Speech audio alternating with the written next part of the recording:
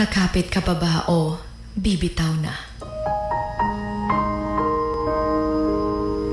May mga pagkakataon sa buhay natin na gustong-gusto nating ipaglaban.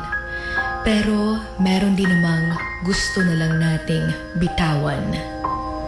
Lalong-lalo na sobrang sakit na. Yung tipong hindi mo na kaya. Noon, hindi mo kayang mawala siya. Pero ngayon, hindi mo na kaya yung sakit na kasama siya. Hindi lahat ng mga nagmamahal ay matapang at kakayanin pang kumapit kahit wala nang makakapitan. Kaya minsan, mabuti na rin yung bumitaw, lalong-lalo na't hindi ka na pinaglalaban.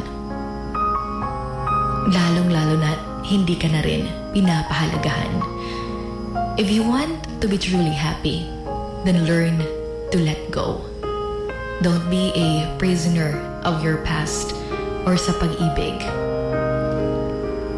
Dahil minsan, kahit pinaglalaruan na tayo, pinaglalaban pa rin natin.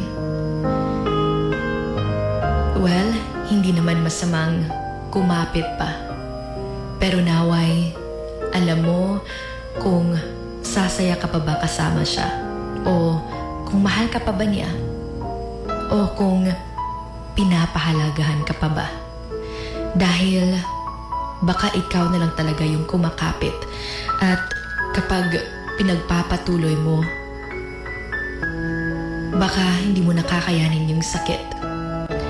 Tandaan na hindi mo kailangang pilitin ang isang tao na manatili at mahalin ka kung hindi ka na niya mahal at hindi na siya masaya. Kaya dapat palayain mo na.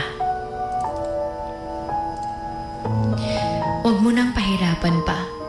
Huwag mo nang pahirapan pa yung puso mo. Sabihin mo sa kanya yung totoo.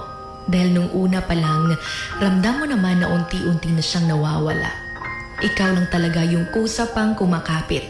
Kahit alam mong dapat naman mo na sana siyang bitawan.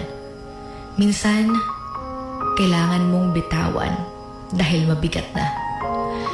Dahil noong mga panahong ikaw yung nag-hold on, siya naman yung nagle-let go.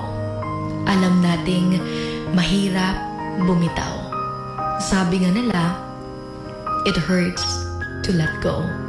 But sometimes, it hurts more to hold on.